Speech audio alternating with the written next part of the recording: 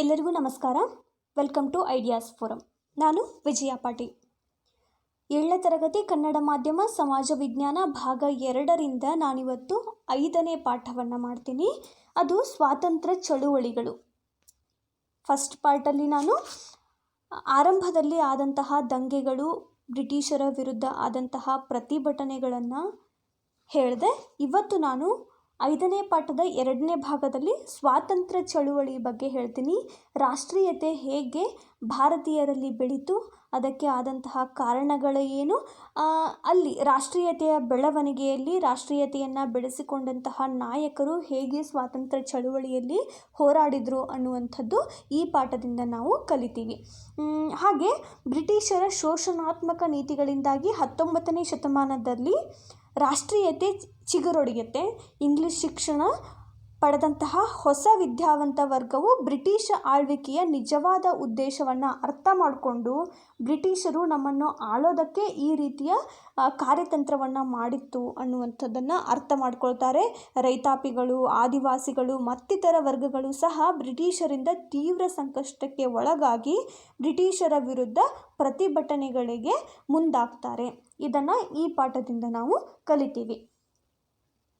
ನೀವಿನ್ನು ನಮ್ಮ ideas ಫೋರಮ್ನ Telegram ಚಾನಲ್ಗೆ ಜಾಯ್ನ್ ಆಗದೇ ಇದ್ದರೆ ಡಿಸ್ಕ್ರಿಪ್ಷನಲ್ಲಿ ನೀಡಿರುವಂತಹ ಲಿಂಕ್ಗೆ ಹೋಗಿ ಜಾಯ್ನ್ ಆಗ್ಬೋದು.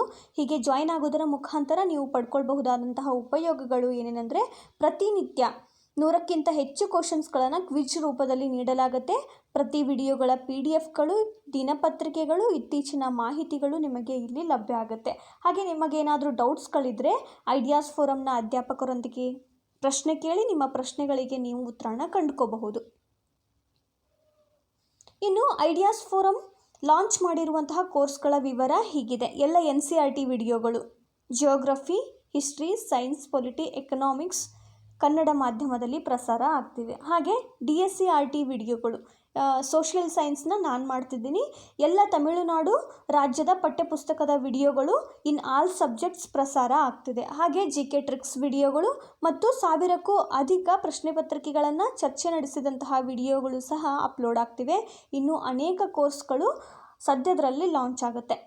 ಐಡಿಯಾಸ್ ಫೋರಮ್ನ ಈ ಒಂದು ಉಪಯೋಗವನ್ನು ನೀವು ಪಡ್ಕೊಳ್ಬೇಕು. ಇವತ್ತು ನಾನು 5ನೇ ಪಾಠದ 2ನೇ ಭಾಗ ಸ್ವಾತಂತ್ರ್ಯ ಚಳುವಳಿ ಬಗ್ಗೆ ಹೇಳ್ತೀನಿ.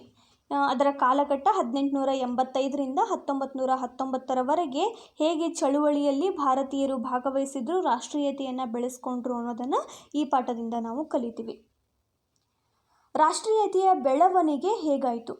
ಭಾರತ ಒಂದು ವಿವಿಧತೆಯಲ್ಲಿ ಏಕತೆಯನ್ನು ಕಾಣುವಂತಹ ದೇಶ. ಭಾರತವು ವೈವಿಧ್ಯಮಯ ಸಂಸ್ಕೃತಿಗಳನ್ನು ಹೊಂದಿರುವಂಥ ದೇಶ. ನಮಗೆ ಸುದೀರ್ಘವಾದ ಇತಿಹಾಸ ಇದೆ, ಸಾಂಸ್ಕೃತಿಕ ಮತ್ತು ಚಾರಿತ್ರಿಕ ಪರಂಪರೆ ಇದೆ.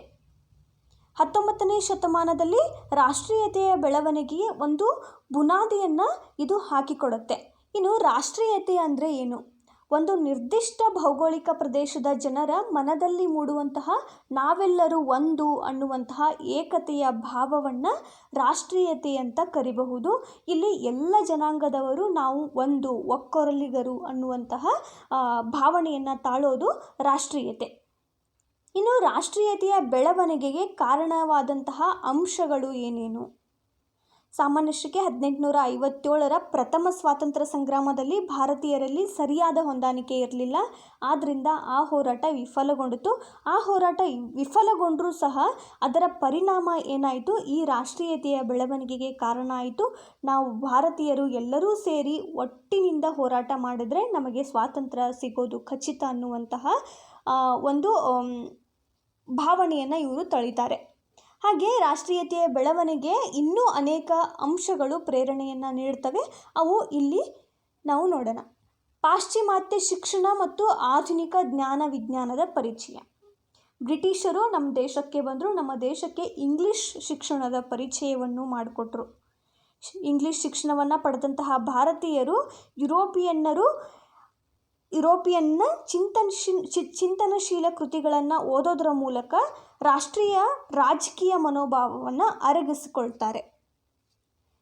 ಇಂಗ್ಲಿಷ್ ಶಿಕ್ಷಣವನ್ನು ಪಡೆದಂತಹ ಭಾರತೀಯರು ಏನು ಮಾಡ್ತಾರೆ? ಯುರೋಪಿಯನ್ನ ಅನೇಕ ಕೃತಿಗಳನ್ನು ಅವರು ಹೇಗೆ ಒಟ್ಟಾಗಿ ರಾಷ್ಟ್ರೀಯತೆಯನ್ನು ಮೂಡಿಸ್ಕೊಂಡು ರಾಜಕೀಯ ಮನೋಭಾವವನ್ನು ಹೊಂದಿರ್ತಾರೆ ಅನ್ನೋದನ್ನು ಅರ್ಥ ಮಾಡ್ಕೊಳ್ತಾರೆ. ಯುರೋಪ್ನಲ್ಲಿ ಹುಟ್ಟಿಕೊಂಡಂತಹ ಸ್ವಾತಂತ್ರ್ಯ, ಸಮಾನತೆ, ಭ್ರಾತೃತ್ವ ಭಾವನೆಯನ್ನು ಸಹ ಇವರು ರೂಢಿಸ್ಕೊಳ್ತಾರೆ. ರಾಜಕೀಯವಾಗಿ ಈ ಅಂಶಗಳು ಭಾರತೀಯರನ್ನು ಪ್ರೇರೇಪಣೆ ಮಾಡ್ತವೆ. ಸ್ವಾತಂತ್ರ್ಯದ ಅಭಿಲಾಷೆಗೆ ಇದು ಸ್ಫೂರ್ತಿ ನೀಡುತ್ತೆ. ನಾವು ಸ್ವತಂತ್ರರಾಗಬೇಕು ಅನ್ನುವಂತಹ ಅಂಶವನ್ನು ಇದು ಪ್ರೇರೇಪಿಸುತ್ತೆ. ಇಂಗ್ಲಿಷ್ ಕಲಿತ ಭಾರತೀಯರು ನಮ್ಮ ಬೆಂಬಲಕ್ಕಿದ್ದಾರೆ ಅನ್ನುವಂತಹ ಬ್ರಿಟಿಷರ ಲೆಕ್ಕಾಚಾರ ಇದರಿಂದ ಸುಳ್ಳಾಗತ್ತೆ. ಇನ್ನು ಎರಡನೇದು ಏಕರೂಪ ಆಡಳಿತಾತ್ಮಕ ವ್ಯವಸ್ಥೆ. ಬ್ರಿಟಿಷರು ಎಲ್ಲರನ್ನೂ ಏಕರೂಪ ಆಡಳಿತದ ವ್ಯವಸ್ಥೆಗೆ ಒಳಪಡಿಸ್ತಾರೆ. ಇದರಿಂದ ಒಂದೇ ರೀತಿಯ ನಿಯಮಗಳಿಗೆ ಒಳಪಟ್ಟಂತಹ ಭಾರತೀಯರು ನಾವೆಲ್ಲರೂ ಸಮಾನರು ಅನ್ನುವಂತಹ ಭಾವನೆಯನ್ನು ಬೆಳೆಸ್ಕೊಳ್ಬೇಕಾಗತ್ತೆ. ಇದೇ ರೀತಿ ಬ್ರಿಟಿಷರು ಜಾರಿಗೆ ತಂದಂತಹ ಜನವಿರೋಧಿ ಕಾಯ್ದೆ ಮತ್ತು ಕಾನೂನುಗಳನ್ನು ಎಲ್ಲರೂ ಒಕ್ಕೊರಲಿನಿಂದ ಎಲ್ಲರೂ ಒಟ್ಟಾಗಿ ವಿರೋಧ ಮಾಡೋದಕ್ಕೆ ಶುರು ಮಾಡ್ತಾರೆ. ಇದು ಭಾರತೀಯರಲ್ಲಿ ರಾಷ್ಟ್ರೀಯ ಪ್ರಜ್ಞೆ ಬೆಳೆಸೋದಕ್ಕೆ ಕಾರಣ ಆಗುತ್ತೆ. ಏಕರೂಪ ಆಡಳಿತಾತ್ಮಕ ವ್ಯವಸ್ಥೆಯೂ ಕೂಡ ಭಾರತೀಯರಲ್ಲಿ ರಾಷ್ಟ್ರೀಯತೆ ಅಥವಾ ನಾವೆಲ್ಲರೂ ಒಂದು ಅನ್ನುವಂತಹ ಭಾವನೆಯನ್ನು ತಳೆಯೋದಕ್ಕೆ ಒಂದು ಪ್ರೇರಣೆ. ಇನ್ನು ಆರ್ಥಿಕ ಶೋಷಣೆ. ಬ್ರಿಟಿಷರು ತಮ್ಮ ಲಾಭಕ್ಕಾಗಿ ಭಾರತೀಯರನ್ನು ಕಠಿಣವಾದ ಶೋಷಣೆಗೆ ಒಳಪಡಿಸ್ತಿರ್ತಾರೆ. ತಮ್ಮ ಆರ್ಥಿಕ ನೀತಿಗಳ ಮೂಲಕ ಭಾರತೀಯರ ವ್ಯಾಪಾರ, ಕೃಷಿ, ಕೈಗಾರಿಕೆ ಇವುಗಳನ್ನೆಲ್ಲ ಅವನತಿಯ ಹಂತಕ್ಕೆ ಬ್ರಿಟಿಷರು ತಗೊಂಡು ಬರ್ತಾರೆ. ಗುಡಿ ಕೈಗಾರಿಕೆಗಳು ಹಾಳಾಗ್ತವೆ. ಜನರಲ್ಲಿ ಆತ್ಮವಿಶ್ವಾಸ ಕಡಿಮೆ ಆಗುತ್ತೆ. ತಮ್ಮ ಮೂಲ ಕಸುಬುಗಳನ್ನು ಭಾರತೀಯರು ಕಳ್ಕೋತಾ ಹೋಗ್ತಾರೆ. ಭೂಮಿಯನ್ನು ಒಂದು ಮಾರಾಟದ ವಸ್ತುವನ್ನಾಗಿ ಬ್ರಿಟಿಷರು ಪರಿವರ್ತನೆ ಮಾಡ್ತಾರೆ. ದಾದಾಬಾಯಿ ನವರೋಜಿಯವರು ಒಂದು ಸಿದ್ಧಾಂತವನ್ನು ಪ್ರತಿಪಾದಿಸ್ತಾರೆ, ಸಂಪತ್ತಿನ ಸೋರಿಕೆಯ ಸಿದ್ಧಾಂತ ಅಂತ. ಇದು ಬ್ರಿಟಿಷರು ಹೇಗೆ ನಮ್ಮ ದೇಶದಿಂದ ನಮ್ಮ ಸಂಪತ್ತನ್ನು ದೋಚ್ತಿದ್ದಾರೆ, ಹೇಗೆ ಸಂಪತ್ತಿನ ಸೋರಿಕೆ ಆಗ್ತಿದೆ, ಹೇಗೆ ಭಾರತವು ಬಡ ರಾಷ್ಟ್ರವಾಗಿ ಬೆಳೀತಿದೆ, ಬಡ ರಾಷ್ಟ್ರವಾಗಿ ಕುಂದುತ್ತಿದೆ ಅನ್ನುವಂತಹ ಸಿದ್ಧಾಂತವನ್ನು ಅವರು ಸಂಪತ್ತಿನ ಸೋರಿಕೆ ಸಿದ್ಧಾಂತ ಅನ್ನುವಂಥ ಸಿದ್ಧಾಂತದ ಮೂಲಕ ಪ್ರತಿಪಾದನೆ ಮಾಡ್ತಾರೆ. ಇದನ್ನು ಅರ್ಥಕೊಂಡಂತಹ ಭಾರತೀಯರು ನಾವೆಲ್ಲರೂ ಒಟ್ಟಾಗಿ ಸ್ವತಂತ್ರ ಪಡ್ಕೊಳ್ಳೋಕ್ಕೆ ಹೋರಾಟ ಮಾಡಬೇಕು ಅನ್ನುವಂಥ ಭಾವನೆಯನ್ನು ತಾಳ್ತಾರೆ. ಆರ್ಥಿಕ ಶೋಷಣೆಯೂ ಕೂಡ ಭಾರತೀಯರಲ್ಲಿ ರಾಷ್ಟ್ರೀಯತೆಯ ಬೆಳವಣಿಗೆಗೆ ಕಾರಣ ಆಗತ್ತೆ. ಇನ್ನು ಪರಂಪರೆಯ ಪರಿಚಯ. ಭಾರತ ಸಮೃದ್ಧ ಸಂಸ್ಕೃತಿ ಮತ್ತು ಕೃತಿಗಳನ್ನು ಹೊಂದಿದಂತಹ ಸಂಸ್ಕೃತಿ ಮತ್ತು ಚಾರಿತ್ರಿಕ ಪರಂಪರೆಯನ್ನು ಹೊಂದಿದಂತಹ ದೇಶ. ಆದರೆ ಇದು ಸಾಮಾನ್ಯ ವ್ಯಕ್ತಿಗೆ ತಿಳಿಲಾರ್ದಂತಹ ಭಾಷೆಯಲ್ಲಿರುತ್ತೆ, ಸಂಸ್ಕೃತ ಭಾಷೆಯಲ್ಲಿರುತ್ತೆ. ಹಾಗಾಗಿ ಅನೇಕ ವಿಚಾರಗಳು ಭಾರತೀಯರಲ್ಲಿ, ನಮ್ಮ ದೇಶದ ಬಗ್ಗೆ ಇರುವಂತಹ ವಿಚಾರಗಳು ನಮಗೆ ಗೊತ್ತಿರಲ್ಲ. ಏನಾಗುತ್ತೆ, ಬ್ರಿಟಿಷರ ಆಗಮನದ ನಂತರ sir William Jones, Colebrooke, Max Muller, Cunningham ಮುಂತಾದ ವಿದೇಶಿ ವಿದ್ವಾಂಸರು ಭಾರತದ ಚಾರಿತ್ರಿಕ ಮತ್ತು ಸಾಂಸ್ಕೃತಿಕ ಪರಂಪರೆಯನ್ನು ಅಧ್ಯಯನದ ಮೂಲಕ ಭಾರತೀಯರಿಗೆ ಪರಿಚಯ ಮಾಡಿಕೊಳ್ತಾರೆ. ಇದರಿಂದ ಭಾರತೀಯರಿಗೆ ಅರ್ಥ ಆಗುತ್ತೆ, ಯಾವುದೇ ಗ್ರೀಕ್, ರೋಮ್ಗಳಿಗೂ ನಮ್ಮ ದೇಶ ಕಡಿಮೆ ಇಲ್ಲ ಅನ್ನೋದು ದೃಢಪಡುತ್ತೆ. ಆ ಮೂಲಕ ರಾಷ್ಟ್ರೀಯತೆಯ ಬೇರುಗಳು ಅರಿವು ಅಥವಾ ಜ್ಞಾನದ ಮೂಲಕ ಇನ್ನೂ ಆಳಕ್ಕೆ ಇಳಿಯುತ್ತೆ. ನಮ್ಮ ದೇಶವು ಯಾವ ದೇಶಕ್ಕೂ ಕಡಿಮೆ ಇಲ್ಲ, ನಾವು ಸ್ವತಂತ್ರವನ್ನು ಪಡಿಬೇಕು ಅನ್ನುವಂಥ ಭಾವವನ್ನು ತಾಳ್ತಾರೆ. ಇನ್ನು ಸಾಮಾಜಿಕ ಮತ್ತು ಧಾರ್ಮಿಕ ಚಳುವಳಿಗಳು. 19ನೇ ಶತಮಾನದ ಭಾರತೀಯ ಸಮಾಜ ಸುಧಾರಕರಾದಂತಹ ರಾಮ್ ಮೋಹನ್ ರಾಯ್, ಈಶ್ವರ್ ಚಂದ್ರ ವಿದ್ಯಾಸಾಗರ್, ಸ್ವಾಮಿ ದಯಾನಂದ ಸರಸ್ವತಿ, ಹಾಗೆ ಸ್ವಾಮಿ ವಿವೇಕಾನಂದ ಮೊದಲಾದವರು ವಂಚಿತ ಮತ್ತು ಶೋಷಿತ ಸಮುದಾಯಗಳಿಗೆ ಶಿಕ್ಷಣದ ಪ್ರಾಮುಖ್ಯತೆಯನ್ನು ತಿಳಿಸ್ಕೊಡ್ತಾರೆ. ಶಿಕ್ಷಣವು ಹೇಗೆ ಒಬ್ಬ ವ್ಯಕ್ತಿಯನ್ನು ಸ್ವತಂತ್ರದೆಡೆಗೆ ಕರ್ಕೊಂಡು ಹೋಗ್ಬೋದು ಅನ್ನುವಂತಹ ಜ್ಞಾನ ಆವಾಗ ಬೆಳೆಯುತ್ತೆ. ದಯಾನಂದರು ಸ್ವರಾಜ್ಯ ಮತ್ತು ಸ್ವದೇಶಿ ವಿಚಾರಧಾರೆಯನ್ನು ಬಿತ್ತಿದ್ರೆ, ವಿವೇಕಾನಂದರು ಜಡಗೊಂಡಿದ್ದಂತಹ ಯುವಕರ ಮನಸ್ಸಿನಲ್ಲಿ ರಾಷ್ಟ್ರೀಯತೆಯ ಕಿಚ್ಚನ್ನು ಹಚ್ಚುತ್ತಾರೆ. ಇದು ರಾಷ್ಟ್ರೀಯತೆಯ ಬೆಳವಣಿಗೆಗೆ ಹೊಸ ಆಯಾಮ ತಂದುಕೊಡುತ್ತೆ, ವಿದ್ಯಾವಂತ ಭಾರತೀಯರನ್ನು ಕ್ರಿಯಾಶೀಲರನ್ನಾಗಿ ಮಾಡುತ್ತೆ. ಇನ್ನು ನೆಕ್ಸ್ಟ್ ಬರೋದು ಭಾರತದ ಪ್ರಥಮ ಸ್ವಾತಂತ್ರ್ಯ ಸಂಗ್ರಾಮದಿಂದಾದಂತಹ ಸ್ಫೂರ್ತಿ. ಇದು ಪ್ರಮುಖ ಒಂದು ಅಂಶ, ರಾಷ್ಟ್ರೀಯತೆಯ ಬೆಳವಣಿಗೆಗೆ ಕಾರಣವಾದಂತಹ ಪ್ರಮುಖ ಅಂಶ. ಭಾರತದ ಸ್ವಾತಂತ್ರ್ಯ ಸಂಗ್ರಾಮದ ಕಾಲದಲ್ಲಿ ಭಾರತೀಯರು ಅಷ್ಟೊಂದು ಒಗ್ಗಟ್ಟು ಭಾರತೀಯರಲ್ಲಿ ಇರಲಿಲ್ಲ. ಆದರೆ ಭಾರತದ ಪ್ರಥಮ ಸ್ವಾತಂತ್ರ್ಯ ಸಂಗ್ರಾಮ ವಿಫಲಗೊಂಡರೂ ಕೂಡ ಏನಾಗುತ್ತೆ, ಮುಂದೆ ನಾವು ಒಕ್ಕೊರಲಿನಿಂದ ಹೋರಾಡಿದ್ರೆ ಭಾರತಕ್ಕೆ ಸ್ವಾತಂತ್ರ್ಯವನ್ನು ತಂದುಕೊಡಬಹುದು, ನಾವು ಎಲ್ಲರೂ ಒಂದಾಗಿ ಹೋರಾಡೋಣ ಅನ್ನುವಂತಹ ರಾಷ್ಟ್ರೀಯ ಭಾವನೆಯನ್ನು ಈ ಒಂದು ಸಂಗ್ರಾಮ ಒಂದು ಸ್ಫೂರ್ತಿಯನ್ನು ನೀಡುತ್ತೆ. ಇನ್ನು ಜನಾಂಗೀಯ ತಾರತಮ್ಯ.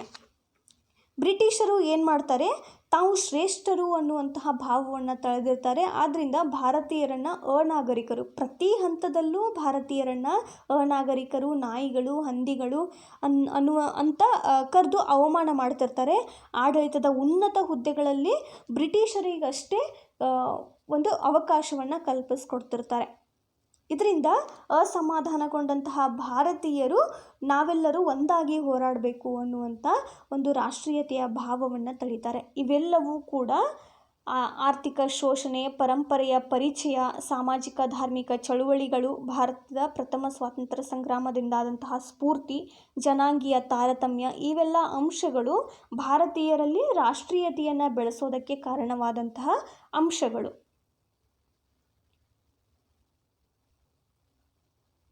ಇನ್ನು ಭಾರತ ರಾಷ್ಟ್ರೀಯ ಕಾಂಗ್ರೆಸ್, ಇದು ಭಾರತದ ಸ್ವಾತಂತ್ರ್ಯ ಚಳುವಳಿಯಲ್ಲಿ ಪ್ರಮುಖ ಪಾತ್ರ ವಹಿಸಿದಂತಹ ಒಂದು ಪಕ್ಷ ಅಥವಾ ಸಂಸ್ಥೆ. ಇದು ಸ್ಥಾಪನೆಯಾದದ್ದು ಸಾಮಾನ್ಯ ಶಕೆ 1885ರಲ್ಲಿ ಮುಂಬೈನಲ್ಲಿ. ಸಂಸ್ಥಾಪಕರು ಯಾರು ಅಂದರೆ ಭಾರತದ ರಾಷ್ಟ್ರೀಯ ಕಾಂಗ್ರೆಸ್. ಇದು ನಿವೃತ್ತ ಬ್ರಿಟಿಷ್ ನಾಗರಿಕ ಸೇವಾಧಿಕಾರಿಯಾದಂತಹ ಎವೋ ಹ್ಯೂಮ್, ಏಲನ್ ಆಕ್ಟೇವಿಯನ್ ಹ್ಯೂಮ್ ಅನ್ನುವಂತಹ ಅವರ ಕನಸಿನ ಕೂಸಾಗಿತ್ತು. ಭಾರತ ರಾಷ್ಟ್ರೀಯ ಕಾಂಗ್ರೆಸ್ ಸ್ಥಾಪನೆಯಾದದ್ದು ಸಾಮಾನ್ಯ ಶಕೆ 1885ರಲ್ಲಿ ಮುಂಬೈನಲ್ಲಿ. ಅದರ ಸಂಸ್ಥಾಪಕರು ಎವೋ ಹ್ಯೂಮ್. ಅವರು ನಿವೃತ್ತ ಬ್ರಿಟಿಷ್ ನಾಗರಿಕ ಸೇವಾಧಿಕಾರಿ. ಇದರ ಮೊದಲ ಅಧ್ಯಕ್ಷರಾದವರು ಉಮೇಶ್ ಚಂದ್ರ ಬ್ಯಾನರ್ಜಿಯವರು. ಮೊದಲ ಅಧಿವೇಶನ ನಡೆದದ್ದು ಮುಂಬೈನಲ್ಲಿ. ಅಲ್ಲಿ ಪ್ರೆಸೆಂಟ್ ಇದ್ದಂತಹ ಪ್ರತಿನಿಧಿಗಳು 72 ಮಂದಿ. ಅವರಲ್ಲಿ ಹೆಚ್ಚಿನವರು ವಕೀಲರಾಗಿದ್ದರು, ಪತ್ರಕರ್ತರಾಗಿದ್ದರು ಮತ್ತು ಸಾಮಾಜಿಕ ಪ್ರತಿಷ್ಠಿತ ವರ್ಗದವರಾಗಿದ್ದರು. ವಾಸ್ತವವಾಗಿ ಇದು ಕಾಂಗ್ರೆಸ್ ರಾಷ್ಟ್ರೀಯ ಚಳುವಳಿಗೆ ಚಾಲನೆ ನೀಡಿದ ಮೊದಲ ರಾಜಕೀಯ ವೇದಿಕೆ. ಭಾರತ ರಾಷ್ಟ್ರೀಯ ಕಾಂಗ್ರೆಸ್ ರಾಷ್ಟ್ರೀಯ ಚಳುವಳಿಗೆ ಚಾಲನೆ ನೀಡಿದ ಮೊದಲ ರಾಜಕೀಯ ವೇದಿಕೆ ಆಗಿತ್ತು. ಇನ್ನು ಭಾರತ ರಾಷ್ಟ್ರೀಯ ಕಾಂಗ್ರೆಸ್ನ ಉದ್ದೇಶಗಳು ಏನೇನು ಅಂದರೆ, ಎಲ್ಲೆಲ್ಲಿ ರಾಜಕೀಯ ಕಾರ್ಯಕರ್ತರಿದ್ದಾರೆ, ದೇಶದ ವಿವಿಧ ಭಾಗಗಳಲ್ಲಿ ಇರುವಂತಹ ರಾಜಕೀಯ ಕಾರ್ಯಕರ್ತರ ನಡುವೆ ಸ್ನೇಹ ಸಂಬಂಧವನ್ನು ಬೆಳೆಸೋದು ಅಥವಾ ಅವರ ಮಧ್ಯೆ ಸ್ನೇಹವನ್ನು ಬೆಸೆಯೋದು ಭಾರತ ರಾಷ್ಟ್ರೀಯ ಕಾಂಗ್ರೆಸ್ನ ಪ್ರಮುಖ ಉದ್ದೇಶ ಆಗಿತ್ತು. ರಾಷ್ಟ್ರೀಯ ಏಕತೆಯನ್ನು ಉಂಟು ಮಾಡೋದು. ರಾಷ್ಟ್ರೀಯ ಏಕತೆ ಅಂದರೆ ರಾಷ್ಟ್ರೀಯತೆ, ನಾವೆಲ್ಲರೂ ಒಂದು ಅನ್ನುವಂತಹ ಭಾವವನ್ನು ಎಲ್ಲರಲ್ಲಿ ಉಂಟು ಮಾಡೋದು ಇದರ ಉದ್ದೇಶ ಆಗಿತ್ತು. ಜನತೆಯ ಬೇಡಿಕೆಗಳನ್ನು ಸರ್ಕಾರದ ಮುಂದೆ ಮಂಡಿಸೋದು. ಜನತೆ ಏನೇನು ಕೇಳ್ತಾರೆ, ಏನೇನು ಸೌಕರ್ಯಗಳನ್ನು ಕೇಳ್ತಾರೆ, ಅವರ ಬೇಡಿಕೆಗಳನ್ನು ತಗೊಂಡು ಅದನ್ನು ಚರ್ಚೆ ನಡೆಸಿ ಸರ್ಕಾರದ ಮುಂದೆ ಇಡೋದು ಭಾರತ ರಾಷ್ಟ್ರೀಯ ಕಾಂಗ್ರೆಸ್ನ ಉದ್ದೇಶ ಆಗಿತ್ತು. ಇನ್ನು ಪ್ರಾಂತೀಯತೆಯನ್ನು ತೊರೆದು ರಾಷ್ಟ್ರೀಯತೆಯನ್ನು ಮೂಡಿಸೋದು ಇದರ ಉದ್ದೇಶವೂ ಆಗಿತ್ತು. ಇವೆಲ್ಲವುಗಳು ಕೂಡ ಭಾರತ ರಾಷ್ಟ್ರೀಯ ಕಾಂಗ್ರೆಸ್ನ ಉದ್ದೇಶಗಳು. ಸ್ನೇಹ ಸಂಬಂಧವನ್ನು ಬೆಸೆಯೋದು, ರಾಷ್ಟ್ರೀಯ ಏಕತೆಯನ್ನು ಮೂಡಿಸೋದು, ಜನರ ಬೇಡಿಕೆಗಳನ್ನು ಸರ್ಕಾರದ ಮುಂದೆ ಮಂಡಿಸೋದು, ಪ್ರಾಂತೀಯತೆಯನ್ನು ತೊರೆದು ರಾಷ್ಟ್ರೀಯತೆಯ ಭಾವವನ್ನು ಜನರಲ್ಲಿ ಮೂಡಿಸೋದು ಭಾರತ ರಾಷ್ಟ್ರೀಯ ಕಾಂಗ್ರೆಸ್ನ ಉದ್ದೇಶ ಆಗಿತ್ತು. ಇನ್ನು ಮುಂದುವರೆದು ಹಲವಾರು ರಾಷ್ಟ್ರೀಯ ಚಳುವಳಿಯ ಮಜಲುಗಳನ್ನು ಕೆಲವು ಯುಗಗಳಾಗಿ ನಾವು ವಿಂಗಡಣೆ ಮಾಡ್ತೀವಿ.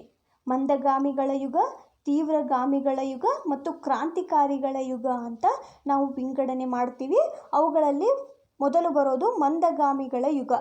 ಇವರ ಕಾಲಘಟ್ಟ 1885ರಿಂದ 1905. ಭಾರತ ರಾಷ್ಟ್ರೀಯ ಕಾಂಗ್ರೆಸ್ನ ಆರಂಭಿಕ ನಾಯಕರನ್ನು ಮಂದಗಾಮಿಗಳು ಅಂತ ಕರೀತಿದ್ರು. ಅವರನ್ನು ಸೌಮ್ಯವಾದಿಗಳು ಅಂತಲೂ ಕರೀತಿದ್ರು. ಇವರ ಪ್ರತಿಭಟನೆಯ ರೀತಿ ಹೇಗಿತ್ತು ಅಂದರೆ ಪ್ರಾರ್ಥನೆ, ಬಿನ್ನಹ ಮತ್ತು ಸೂಕ್ಷ್ಮ ಪ್ರತಿಭಟನೆ. ಅವರು ಬ್ರಿಟಿಷರನ್ನು ವಿರೋಧಿಸ್ತಿದ್ರು. ಹೇಗಂದರೆ ಅವರು ತಮ್ಮ ಉದ್ದೇಶಗಳನ್ನು ಅಥವಾ ಜನರ ಬೇಡಿಕೆಗಳನ್ನು ಹೇಗೆ ಮಂಡಿಸ್ತಿದ್ರು ಅಂದರೆ ಪ್ರಾರ್ಥನೆಯ ಮೂಲಕ, ಕೊಡಿ ಅನ್ನುವಂತಹ ಬಿನ್ನಹದ ಮೂಲಕ ಮತ್ತು ಸೂಕ್ಷ್ಮ ಪ್ರತಿಭಟನೆಯ ಮೂಲಕ ಅವರು ಬ್ರಿಟಿಷರ ವಿರುದ್ಧ ಸೂಕ್ಷ್ಮ ಹೋರಾಟವನ್ನು ಮಾಡ್ತಿದ್ರು. ಇವರಲ್ಲಿ ಪ್ರಮುಖ ನಾಯಕರು ಅಂದರೆ ದಾದಾಬಾಯಿ ನವರೋಜಿಯವರು, ಸುರೇಂದ್ರನಾಥ್ ಬ್ಯಾನರ್ಜಿ ಮುಂತಾದವರು. ಇವರು ಇದರ ಜೊತೆಗೆ ರಾಜಕೀಯ, ಸಾಮಾಜಿಕ ಮತ್ತು ಆರ್ಥಿಕ ಕ್ಷೇತ್ರಗಳಲ್ಲಿ ಸುಧಾರಣೆಗಳನ್ನು ತರುವಂತೆ ಬ್ರಿಟಿಷರನ್ನು ಮನವೊಲಿಸೋದಕ್ಕೆ ಪ್ರಯತ್ನ ಮಾಡ್ತಿದ್ರು. ಇದರಿಂದ ಅಷ್ಟೊಂದು ಪರಿಣಾಮಕಾರಿಯಾಗಿ ಹೋರಾಟ ಆಗಲಿಲ್ಲ. ಮಂದಗಾಮಿಗಳ ಹೋರಾಟದ ಪರವಾಗಿ ಭಾರತೀಯರು ಶಾಸನ ಸಭೆಗಳಲ್ಲಿ ಪ್ರವೇಶಿಸಲು ಸಾಧ್ಯ ಆಯಿತು. ಮಂದಗಾಮಿಗಳ ಪ್ರಯತ್ನದಿಂದ ಭಾರತದ ಬಡತನಕ್ಕೆ ಬ್ರಿಟಿಷರು ಕಾರಣ ಅನ್ನೋದನ್ನು ಅರಿತುಕೊಂಡ್ರು. ಜೊತೆಗೆ ಈ ಕಾಲಘಟ್ಟದಲ್ಲಿ ಭಾರತೀಯ ರಾಜಕೀಯ ಸಂಘರ್ಷಕ್ಕೆ ಬೇಕಾದಂತಹ ತರಬೇತಿ ಪಡೆಯುವ ಮೂಲಕ ಬ್ರಿಟಿಷ್ ವಿರೋಧಿ ಹೋರಾಟಕ್ಕೆ ರಾಷ್ಟ್ರೀಯ ವ್ಯಾಪ್ತಿಯನ್ನು ಇವರು ಸೃಷ್ಟಿಸಿಕೊಂಡ್ರು. ಆದರೆ ಮಂದಗಾಮಿಗಳು ಜನರನ್ನು ಹೆಚ್ಚಾಗಿ ತಲುಪಲಿಲ್ಲ. ಅವರು ಅನುಸರಿಸಿದಂತಹ ಪ್ರಾರ್ಥನೆ, ಮನವಿ ನೀತಿಗಳನ್ನು ತಿರುಪೆಯ ನೀತಿ, ಪಾಲಿಸಿ ಆಫ್ ಮೆಂಡಿಕೆನ್ಸಿ ಅಂತ ಕರೆದ್ರು. ಯುವ ವರ್ಗ ಇವರ ನೀತಿಗಳಿಂದ ಆಕರ್ಷಿತರಾಗಲಿಲ್ಲ. ಆದ್ದರಿಂದ ಮುಂದೆ ಬರ್ತಾರೆ, ತೀವ್ರಗಾಮಿಗಳ ಯುಗ ಮುಂದೆ ಬರುತ್ತೆ. ಯುವ ವರ್ಗ ಮಂದಗಾಮಿಗಳ ಬಿನ್ನಹ, ಪ್ರಾರ್ಥನೆ, ಸೂಕ್ಷ್ಮ ಪ್ರತಿಭಟನೆಗಳಿಂದ ಪ್ರೇರೇಪಿತರಾಗೋದಿಲ್ಲ. ಅವರ ಕಾಯ್ದು ನೋಡುವ ವಿಧಾನವನ್ನು ಪ್ರಶ್ನಿಸುವಂತಹ ಹೊಸ ನಾಯಕರ ಉದಯ ಕಾಂಗ್ರೆಸ್ನಲ್ಲಿ ಆಗುತ್ತೆ. ಅವರೇ ತೀವ್ರಗಾಮಿಗಳು. ಲಾಲಾ ಲಜಪತ್ ರಾಯ್, ಬಾಲ್ ಗಂಗಾಧರ್ ತಿಲಕ್, ಬಿಪಿನ್ ಚಂದ್ರಪಾಲ್ ಇವರನ್ನು ಲಾಲ್ ಬಾಲ್ ಪಾಲ್ ಅಂತಲೇ ಜನಪ್ರಿಯಗೊಳಿಸ್ತಾರೆ. ಇವರ ಕಾಲಘಟ್ಟ 1905ರಿಂದ 1919. ಇದನ್ನು ತೀವ್ರಗಾಮಿಗಳ ರಾಜಕೀಯ ಕಾಲ ಅಂತ ಕರೆಯಲಾಗುತ್ತೆ. ಇನ್ನು ಬಾಲ್ ಗಂಗಾಧರ್ ತಿಲಕರು ಒಬ್ಬ ಅಪ್ರತಿಮ ದೇಶಭಕ್ತ. ಇವರು ಸ್ವರಾಜ್ಯವು ನನ್ನ ಜನ್ಮಸಿದ್ಧ ಹಕ್ಕು, ಅದನ್ನು ನಾನು ಪಡೆದೇ ತೀರ್ತೇನೆ ಅನ್ನುವಂಥ ಅವರ ಘೋಷಣೆ ಬಹಳ ಫೇಮಸ್ ಆಯಿತು. ಅವರು ಜನರನ್ನು ಒಗ್ಗೂಡಿಸುವ ದೃಷ್ಟಿಯಿಂದ ಗಣೇಶ ಉತ್ಸವ, ಶಿವಾಜಿ ಉತ್ಸವವನ್ನು ಮಾಡ್ತಾರೆ. ಮರಾಠ ಮತ್ತು ಕೇಸರಿ, ಮರಾಠ ಇಂಗ್ಲೀಷ್ ಭಾಷೆಯಲ್ಲಿ, ಕೇಸರಿ ಮರಾಠಿ ಭಾಷೆಯಲ್ಲಿ ಇವರು ಪತ್ರಿಕೆಗಳನ್ನು ನಡೆಸ್ತಾರೆ. ಹಾಗೆ ಬಿಪಿನ್ ಚಂದ್ರಪಾಲ್ರು ನ್ಯೂ ಇಂಡಿಯಾ ಪತ್ರಿಕೆಗಳನ್ನು ಹೊರಗೆ ತರ್ತಾರೆ. ಮತ್ತು ಲಾಲಾ ಲಜಪತ್ ರಾಯ್ ಇವರು ಪಂಜಾಬಿನ ಸಿಂಹ ಅಂತಲೇ ಪ್ರಖ್ಯಾತಿಯನ್ನು ಪಡೆದಿರ್ತಾರೆ. ಅವರ ಒಂದು ಘೋಷಣೆ, ನಾವು ಸ್ವರಾಜ್ಯವನ್ನು ಹಕ್ಕಿನ ರೂಪದಲ್ಲಿ ಪಡೆಯುತ್ತೇವೆ ಹೊರತು ಭಿಕ್ಷೆಯ ರೂಪದಲ್ಲಲ್ಲ ಅನ್ನುವಂತಹ ಒಂದು ಘೋಷಣೆಯನ್ನು ಇವರು ಮಾಡ್ತಾರೆ. ಇವರು ಮಂದಗಾಮಿಗಳು ಮಾಡಿದಂತಹ ಬಿನ್ನಹ, ಪ್ರಾರ್ಥನೆಯಂತಹ ಭಿಕ್ಷಾರೂಪದ ಪ್ರತಿಭಟನೆಯನ್ನು ವಿರೋಧಿಸಿ ಒಂದು ತೀವ್ರ ರೀತಿಯ ಹೋರಾಟವನ್ನು ಮಾಡೋದಕ್ಕೆ ಇಳಿತಾರೆ. ಹಾಗೆ ಇವರು ಸಾಮೂಹಿಕ ಪ್ರತಿಭಟನೆ, ಬಿಪಿನ್ ಚಂದ್ರಪಾಲ್ರು ಬಂಗಾಳದಲ್ಲಿ ಸಾಮೂಹಿಕ ಪ್ರತಿಭಟನೆಯನ್ನು ಸಂಘಟಿಸ್ತಾರೆ. ತೀವ್ರಗಾಮಿಗಳ ಹೋರಾಟದ ರೀತಿ ಹೇಗಿತ್ತು ಅಂದರೆ ವಿದೇಶಿ ವಸ್ತುಗಳ ಬಹಿಷ್ಕಾರ, ಸ್ವದೇಶಿ ವಸ್ತುಗಳನ್ನು ಮಾತ್ರ ಬಳಸೋದು ಮತ್ತು ರಾಷ್ಟ್ರೀಯ ಶಾಲೆಗಳನ್ನು ತೆರೆಯೋದು ಆಗಿತ್ತು. ಇವರ ಕಾರ್ಯವಿಧಾನ ಇದಾಗಿತ್ತು. ಇನ್ನು ಬಂಗಾಳದ ವಿಭಜನೆ ಆಗುತ್ತೆ. ಒಡೆದು ಆಳುವ ರೀತಿಯಾದಂತಹ ಬ್ರಿಟಿಷರ ರೀತಿಯ ಒಂದು ಹಂತ ಇದು ಬಂಗಾಳದ ವಿಭಜನೆ. ಹಿಂದೂ ಮುಸ್ಲಿಮರನ್ನು ನಾವು ಬೇರೆ ಬೇರೆ ಮಾಡಿದ್ರೆ ನಾವು ಈ ದೇಶದಲ್ಲಿ ನಮ್ಮ ಸ್ಥಾನವನ್ನು ಗಟ್ಟಿ ಮಾಡಿಕೊಳ್ಬಹುದು ಅನ್ನುವಂತಹ ದೃಷ್ಟಿಯಿಂದ ಬಂಗಾಳದ ವಿಭಜನೆಗೆ ಪ್ರಯತ್ನ ಮಾಡ್ತಾರೆ. ಹೀಗೆ ಪ್ರಯತ್ನ ಮಾಡಿದಂಥವರು ವೈಸ್ರಾಯ್ ಲಾರ್ಡ್ ಕರ್ಜನ್ ಅವರು. ತೀವ್ರಗಾಮಿಗಳ ರಾಷ್ಟ್ರೀಯ ಹೋರಾಟವನ್ನು ಪ್ರೇರೇಪಿಸಿದ ಪ್ರಮುಖ ಘಟನೆ ಇದು. ಸಾಮಾನ್ಯ ಶಕೆ 1905ರಲ್ಲಿ ಬಂಗಾಳದ ವಿಭಜನೆ, ಬಂಗಾಳದಲ್ಲಿ ರಾಷ್ಟ್ರೀಯತೆಯ ಅಲೆ ತೀವ್ರ ಆಗ್ತಾ ಇರುವಾಗ ಬ್ರಿಟಿಷರು ಹೆದರ್ತಾರೆ. ಹೀಗೆ ಹೋರಾಟ ಮುಂದುವರೆದ್ರೆ ಒಂದಿನ ನಾವು ಈ ದೇಶವನ್ನು ಇವರಿಗೆ ಕೊಟ್ಟು ಹೋಗಬೇಕಾಗತ್ತೆ ಅಂತ ಹೆದರ್ಕೊಂಡಂತಹ ಬ್ರಿಟಿಷರು ಬಂಗಾಳವನ್ನು ಹಿಂದೂ ಮತ್ತು ಮುಸಲ್ಮಾನ್ ಮತೀಯ ಭಿನ್ನತೆಯ ಆಧಾರದ ಮೇಲೆ ವಿಭಜಿಸುವ ಮೂಲಕ ರಾಷ್ಟ್ರೀಯತೆಯ ಕಿಚ್ಚನ್ನು ನಾವು ಹತ್ತಿಕ್ಕಬಹುದು ಅಂತ ಪ್ರಯತ್ನ ಮಾಡ್ತಾರೆ. ಇದನ್ನು ವಿರೋಧಿಸಿದಂತಹ ಹಿಂದೂ ಮುಸ್ಲಿಂ ಸಮುದಾಯದವರು ರಾಷ್ಟ್ರೀಯ ಶೋಕ ದಿನ ಆಚರಿಸ್ತಾರೆ. 1905 ಅಕ್ಟೋಬರ್ 16ರಂದು ರಾಷ್ಟ್ರೀಯ ಶೋಕ ದಿನವನ್ನು ಆಚರಿಸಲಾಗುತ್ತೆ. ರವೀಂದ್ರನಾಥ್ ಟಾಗೂರ್ ಅವರು ಅಮರ್ ಸೋನಾರ್ ಬಾಂಗ್ಲಾ ಅನ್ನುವಂತಹ ರಾಷ್ಟ್ರಗೀತೆಯನ್ನು ಪರಿಚಯ ಮಾಡಿಕೊಳ್ತಾರೆ. ಹಾಗೆ ಬಂಕಿಮ್ ಚಂದ್ರ ಚಟರ್ಜಿಯವರು ವಂದೇ ಮಾತರಂ ಅನ್ನುವಂತಹ ದೇಶಪ್ರೇಮಿಗಳ ಗೀತೆಯನ್ನಾಗಿ ಹಾಡ್ತಾರೆ. ಬಂಗಾಳದ ಏಕತೆಯನ್ನು ಪ್ರತಿನಿಧಿಸೋದಕ್ಕೆ ರಕ್ಷಾಬಂಧನ್ ಆಚರಿಸಲಾಗುತ್ತೆ. ಪರಸ್ಪರ ಹಿಂದೂ ಮುಸ್ಲಿಮರು ರಕ್ಷಾಬಂಧನ್ ಕಟ್ಟಿಕೊಳ್ಳೋದರ ಮೂಲಕ ತಮ್ಮ ರಾಷ್ಟ್ರೀಯತೆಯನ್ನು ಏಕತೆಯನ್ನು ಬ್ರಿಟಿಷರಿಗೆ ತೋರಿಸ್ತಾರೆ. ತೀವ್ರ ಹೋರಾಟಕ್ಕೆ ಮಣಿದಂತಹ ಬ್ರಿಟಿಷರು ಅಥವಾ ಬ್ರಿಟಿಷ್ ಸರ್ಕಾರ ಸಾಮಾನ್ಯ ಶಕೆ 1911ರಂದು ಬಂಗಾಳದ ವಿಭಜನೆಯನ್ನು ರದ್ದು ಮಾಡ್ತಾರೆ. ಇದು ಒಂದು ಯಶಸ್ವಿಯ ಪ್ರತಿಭಟನೆಯಾಗುತ್ತೆ, ಯಶಸ್ವಿ ಹೋರಾಟ ಆಗುತ್ತೆ. ನಂತರ ಮುಸ್ಲಿಂ ಲೀಗ್ ಸ್ಥಾಪನೆ ಆಗುತ್ತೆ. ಬ್ರಿಟಿಷರು ಒಡೆದು ಆಳುವ ನೀತಿಯ ಪರಿಣಾಮವಾಗಿ ಮುಸ್ಲಿಂ ಲೀಗ್ ಸ್ಥಾಪನೆಯಾಗುತ್ತೆ. ಯಾವತ್ತು ಭಾರತದ ರಾಷ್ಟ್ರೀಯ ಕಾಂಗ್ರೆಸ್ ಸ್ಥಾಪನೆ ಆಯಿತೋ ಅವತ್ತಿಂದಲೂ ಕೂಡ ಮುಸ್ಲಿಮರಿಗೆ ಇವರು ಪ್ರೇರೇಪಣೆ ನೀಡ್ತಿರ್ತಾರೆ.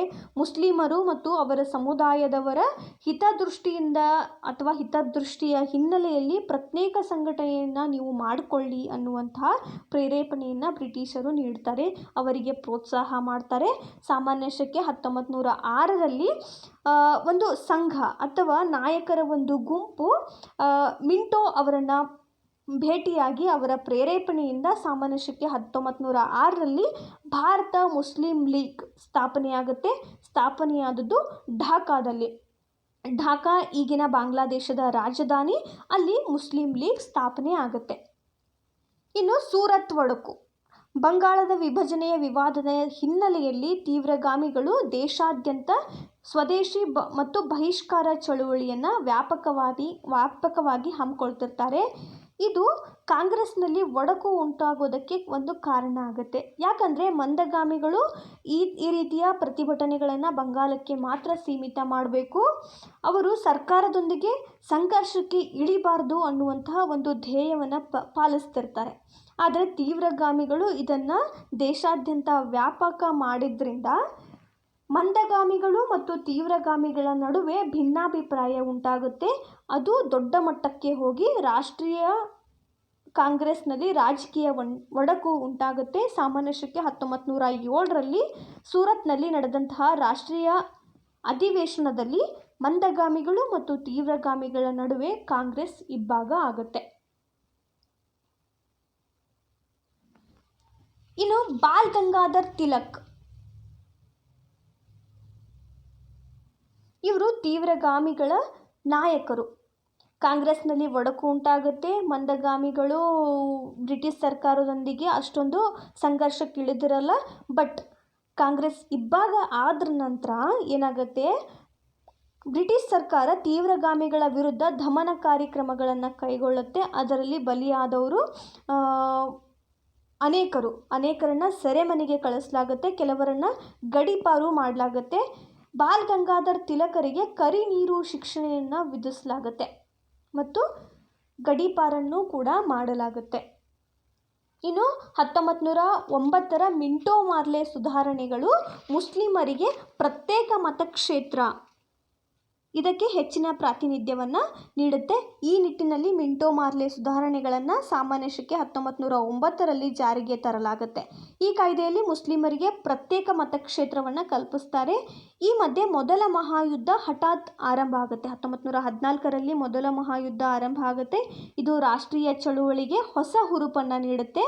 ಸಾಮಾನ್ಯ ಶಕೆ 1916ರಲ್ಲಿ ತಿಲಕರು ಮತ್ತು ಆ್ಯನಿ ಬೆಸೆಂಟ್ ಹೋಮ್ ರೂಲ್ ಚಳುವಳಿಯನ್ನು ಹಮ್ಮಿಕೊಳ್ತಾರೆ. ಮಹಾರಾಷ್ಟ್ರ, ತಮಿಳುನಾಡಿನಲ್ಲಿ ಹೋಮ್ ರೂಲ್ ಚಳುವಳಿಯನ್ನು ಹಮ್ಮಿಕೊಳ್ತಾರೆ. ಏನಿದು ಹೋಮ್ ರೂಲ್ ಚಳುವಳಿ?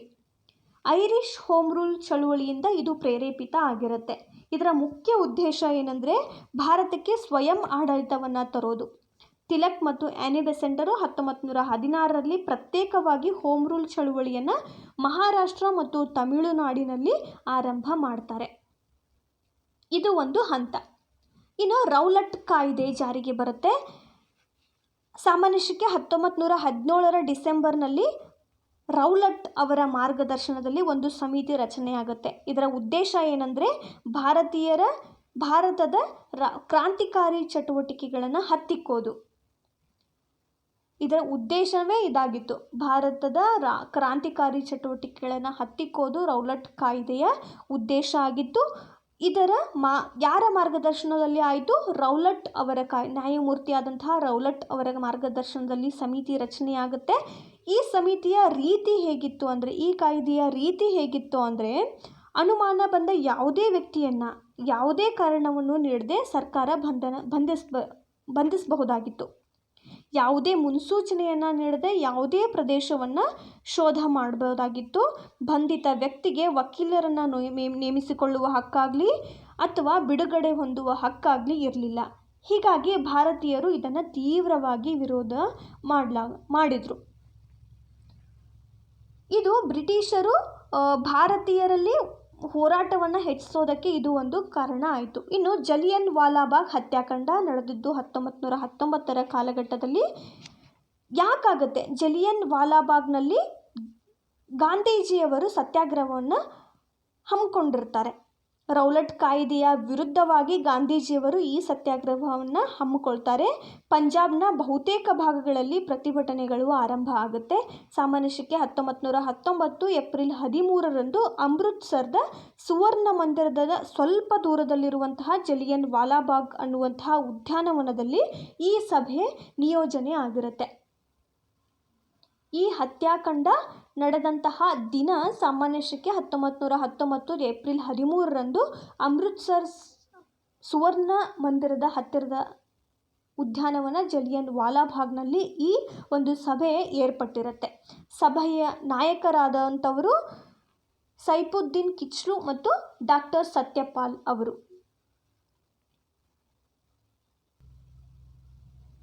ಇಲ್ಲಿ ಸೇರಿದಂತಹ ಜನ ಅತ್ಯಂತ ಸರಳ ರೀತಿಯಲ್ಲೇ ಸಭೆಯನ್ನು ಮಾಡ್ತಿರ್ತಾರೆ. ಯಾವುದೇ ಪ್ರತಿಭಟನೆ ಇರಲ್ಲ. ಗಾಂಧೀಜಿಯವರು ಈ ಸತ್ಯಾಗ್ರಹವನ್ನು ಹಮ್ಮಿಕೊಂಡಿರ್ತಾರೆ. ಬಟ್ ಈ ಒಂದು ಸಭೆಯ ಜನರನ್ನು ಹತ್ತಿಕ್ಕೋದಕ್ಕೋಸ್ಕರ ಅಥವಾ ಅವರಿಗೆ ಬುದ್ಧಿ ಕಲಿಸ್ಬೇಕು ಅಂತ ಅಲ್ಲಿನ ರಕ್ಷಣಾಪಾಲಕರು, ಅಮೃತ್ಸರದ ರಕ್ಷಣಾಪಾಲಕರು ಆಗಿದ್ದಂತಹ ಜನರಲ್ ಡಯರ್ ಪ್ರತಿಭಟನೆ ಮಾಡುತ್ತಿದ್ದ ಜನರಿಗೆ ಹೊರಗೆ ಹೋಗೋಕ್ಕೆ ಆಗದೇ ಇರುವಂತೆ ಏಕೈಕ ನಿರ್ಗಮನ ದ್ವಾರವನ್ನು ಮುಚ್ಚಿಸಲಾಗುತ್ತೆ. ನಿರಾಯುಧರಾಗಿದ್ದಂತಹ ಜನರ ಮೇಲೆ ಗುಂಡಿನ ಚಕಮಕಿ ನಡೆಯುತ್ತೆ. ಜನತೆಯ ಮೇಲೆ ಗುಂಡು ಹಾರಿಸಲು ಆಜ್ಞಾಪನೆ ಮಾಡ್ತಾರೆ. ಭಯದಿಂದ ಜನ ಏನು ಮಾಡ್ತಾರೆ, ಒಮ್ಮೆಲೆ ಹೌಹಾರ್ತಾರೆ. ಎಲ್ಲೆಂದರಲ್ಲಿ ಓಡಾಡ್ತಾರೆ. ಹೊರಗೆ ಹೋಗೋದಕ್ಕೆ ಜಾಗ ಇರಲ್ಲ. ಆ ಗುಂಡಿನ ದಾಳಿಯಿಂದ ಹಲವಾರು ಜನ ಕೊಲ್ಲಲ್ಪಡ್ತಾರೆ. ಕೇವಲ 379 ಮಂದಿ ಮಾತ್ರ ಕೊಲ್ಲಲ್ಪಟ್ಟರು ಅಂತ ವರದಿ ಇದ್ದರೂ ಸಹ ವಾಸ್ತವವಾಗಿ ಹೇಳಿಕೆಗಿಂತಲೂ ಜಾಸ್ತಿ ಜನ ಅಲ್ಲಿ ಕೊಲ್ಲಲ್ಪಟ್ಟಿರ್ತಾರೆ. ಈ ಜಲಿಯನ್ ವಾಲಾಬಾಗ್ ಹತ್ಯಾಕಾಂಡ ಭಾರತದ ಇತಿಹಾಸದಲ್ಲಿ, ಸ್ವತಂತ್ರ ಚಳುವಳಿಯ ಇತಿಹಾಸದಲ್ಲಿ ಒಂದು ಕ್ರೂರ ಒಂದು ಹೋರಾಟ ಆಗಿತ್ತು. ಇನ್ನು ಕ್ರಾಂತಿಕಾರಿ ರಾಷ್ಟ್ರೀಯತೆ. ಕ್ರಾಂತಿಕಾರಿಗಳು ಇಲ್ಲಿ ಬರ್ತಾರೆ. ತೀವ್ರವಾದಿಗಳಲ್ಲಿ ಕೆಲವು ಮಂದಿ ಸಶಸ್ತ್ರ ಕ್ರಾಂತಿಗೆ ಮುಂದಾಗ್ತಾರೆ. ತೀವ್ರಗಾಮಿಗಳಲ್ಲೇ ಮತ್ತು ತೀವ್ರಗಾಮಿಗಳಿಂದ ರಾಷ್ಟ್ರೀಯ ಕಾಂಗ್ರೆಸ್ ಇಬ್ಬಾಗ ಆಗುತ್ತೆ. ನಂತರ ತೀವ್ರಗಾಮಿಗಳಲ್ಲಿಯೂ ಕೆಲವು ಮಂದಿ ಸಶಸ್ತ್ರ ಕ್ರಾಂತಿಗೆ ಮುಂದಾಗ್ತಾರೆ. ಇವರನ್ನು ಕ್ರಾಂತಿಕಾರಿ ರಾಷ್ಟ್ರೀಯವಾದಿಗಳು ಅಂತ ಕರೆಯಲಾಗುತ್ತೆ. ಇವರ ಮೂಲ ತತ್ವ ಏನಾಗಿತ್ತು ಅಂದರೆ, ಭಾರತಕ್ಕೆ ಸಂಪೂರ್ಣ ಸ್ವಾತಂತ್ರ್ಯವನ್ನು ತುರ್ತಾಗಿ ದೊರಕಿಸಿಕೊಡ್ಬೇಕು. ಗಾಢವಾದ ದೇಶಭಕ್ತಿ ಇವರಲ್ಲಿರುತ್ತೆ ಮತ್ತು ತ್ಯಾಗ ಮನೋಭಾವವು ಕ್ರಾಂತಿಯ ರಾಷ್ಟ್ರೀಯವಾದದ ಮೂಲ ತತ್ವ ಆಗಿರುತ್ತೆ. ಇವರು ಸಂಪೂರ್ಣವಾಗಿ ರಾಷ್ಟ್ರೀಯ ಚಳುವಳಿಗೆ ತಮ್ಮನ್ನು ಅರ್ಪಿಸ್ಕೊಳ್ತಾರೆ. ರಹಸ್ಯ ಸಂಘಟನೆ ರೂಪಿಸಿದಂತಹ ಕ್ರಾಂತಿಕಾರಿಗಳಲ್ಲಿ ಮೊದಲಿಗರು ವಾಸುದೇವ್ ಬಲವಂತ್ ಫಡ್ಕೆ ಅನ್ನುವಂಥವರು. ಇವರನ್ನು ಬಂಧಿಸಲಾಗುತ್ತೆ ಮತ್ತು ಗಲ್ಲಿಗೇರಿಸಲಾಗುತ್ತೆ. ನಮ್ಮ ದೇಶದ ಇತರ ಕ್ರಾಂತಿಕಾರಿಗಳು ಅಂದರೆ ವಿನಾಯಕ್ ದಾಮೋದರ್ ಸಾವರ್ಕರ್, ಖುದಿರಾಮ್ ಬೋಸ್, ಚಂದ್ರಶೇಖರ್ ಆಜಾದ್ ಮತ್ತು ಭಗತ್ ಸಿಂಗ್. ಖುದಿರಾಮ್ ಸ್ವತಂತ್ರ ಹೋರಾಟದಲ್ಲಿ ನೇಣುಗಂಬ ಏರಿದಂತಹ ಭಾರತದ ಮೊದಲ ಹುತಾತ್ಮ. ಇವರನ್ನು 1908ರಲ್ಲಿ ಗಲ್ಲಿಗೇರಿಸಲಾಗುತ್ತೆ. ಆಗ ಅವರ ವಯಸ್ಸು ಕೇವಲ 19 ವರ್ಷ. ಸ್ವಾತಂತ್ರ್ಯ ಹೋರಾಟದಲ್ಲಿ ನೇಣುಗಂಬ ಏರಿದಂತಹ ಮೊದಲ ಭಾರತೀಯ ಹುತಾತ್ಮ ಖುದಿರಾಮ್ ಬೋಸ್ರವರು. ಸಾಮಾನ್ಯ ಶಕೆ 1908ರಲ್ಲಿ ಇವರನ್ನು ಗಲ್ಲಿಗೇರಿಸಲಾಗುತ್ತೆ. ಆವಾಗ ಅವರಿಗೆ ಇದ್ದಂತಹ ವಯಸ್ಸು 19 ವರ್ಷ ಮಾತ್ರ. ಈ ರೀತಿ ಕ್ರಾಂತಿಕಾರಿಗಳು ತಮ್ಮನ್ನು ತಾವು ಸ್ವಾತಂತ್ರ್ಯ ಚಳುವಳಿಗೆ ಅರ್ಪಿಸ್ಕೊಳ್ತಾರೆ. ಇನ್ನು ಸಾಮಾನ್ಯ ಶಕೆ 1899ರಲ್ಲಿ ವಿನೋದರ್ ದಾಮೋದರ್ ಸಾವರ್ಕರ್ ಅನ್ನುವಂತಹ ಕ್ರಾಂತಿಕಾರಿ ಮಿತ್ರಮೇಳ ಅನ್ನುವಂತಹ ಪ್ರಥಮ ಗುಪ್ತ ಸಂಘಟನೆಯನ್ನು ಕಟ್ಟುತ್ತಾರೆ. ಅವರಿಗೆ ಬ್ರಿಟಿಷ್ ಸರ್ಕಾರ ಜೀವಾವಧಿ ಕಾರಾಗೃಹ ಶಿಕ್ಷೆಯನ್ನು ವಿಧಿಸಿ ಅಂಡಮಾನ್ ಜೈಲಿಗೆ ಕಳಿಸ್ತಾರೆ. ಇನ್ನು ಚಂದ್ರಶೇಖರ್ ಆಜಾದ್ರವರು ಹಿಂದೂಸ್ತಾನ್ ಸೋಷಿಯಲಿಸ್ಟ್ ರಿಪಬ್ಲಿಕನ್ ಅಸೋಸಿಯೇಷನ್ಗೆ ಸೇರಿ ಕಾಕೋರಿ ಪಿತೂರಿ, ಶಾಸನ ಸಭೆಯ ಬಾಂಬ್ ಘಟನೆ ಮತ್ತು ಲಾಹೋರ್ನಲ್ಲಿ ಬ್ರಿಟಿಷ್ ಅಧಿಕಾರಿ ಸ್ಯಾಂಡರ್ಸ್ನ ಮೇಲೆ ಗುಂಡಿನ ದಾಳಿ ಮುಂತಾದ ಹಲವು ಪ್ರಕರಣಗಳಲ್ಲಿ ಇವರು ಭಾಗಿಯಾಗಿರ್ತಾರೆ. ಇವರೆಲ್ಲರೂ ಕ್ರಾಂತಿಕಾರಿಗಳು. ಇನ್ನು ಭಗತ್ ಸಿಂಗ್ ಬರ್ತಾರೆ. ಇವರು ಹಿಂದೂಸ್ತಾನ್ ಸಮಾಜವಾದಿ ರಿಪಬ್ಲಿಕನ್ ಸಂಘಟನೆಯ ಪ್ರಧಾನ ಕಾರ್ಯದರ್ಶಿ. ಬ್ರಿಟಿಷ್ ಸೈನಿಕರಿಂದ ಮತ್ತು ಬ್ರಿಟಿಷ್ ಸರ್ಕಾರದಿಂದ ಗಲ್ಲಿಗೇರಿಸಲ್ಪಟ್ಟಂತಹ ಇನ್ನೊಬ್ಬ ಕ್ರಾಂತಿಕಾರಿ ಇವರು. ಭಗತ್ ಸಿಂಗ್ ಹಿಂದೂಸ್ತಾನ್ ಸಮಾಜವಾದಿ ರಿಪಬ್ಲಿಕನ್ ಸಂಘಟನೆಯನ್ನು ಸೇರಿ ಅದರ ಪ್ರಧಾನ ಕಾರ್ಯದರ್ಶಿ ಆಗ್ತಾರೆ.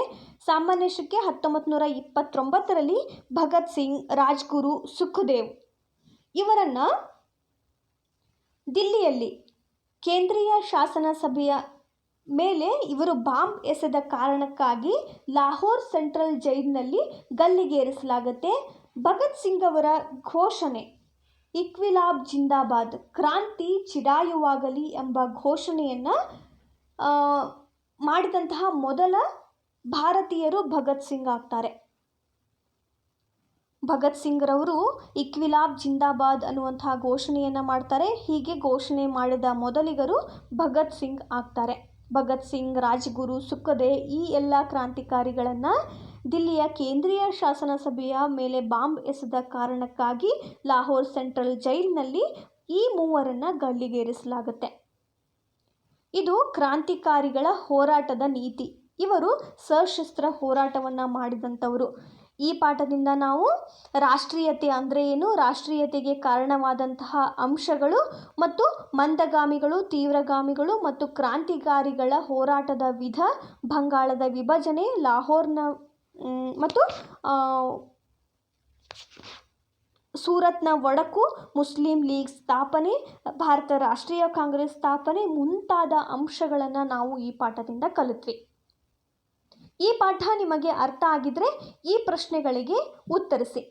ಭಾರತ ರಾಷ್ಟ್ರೀಯ ಕಾಂಗ್ರೆಸ್ನ ಮೊದಲ ಅಧ್ಯಕ್ಷರಾದವರು ಯಾರು?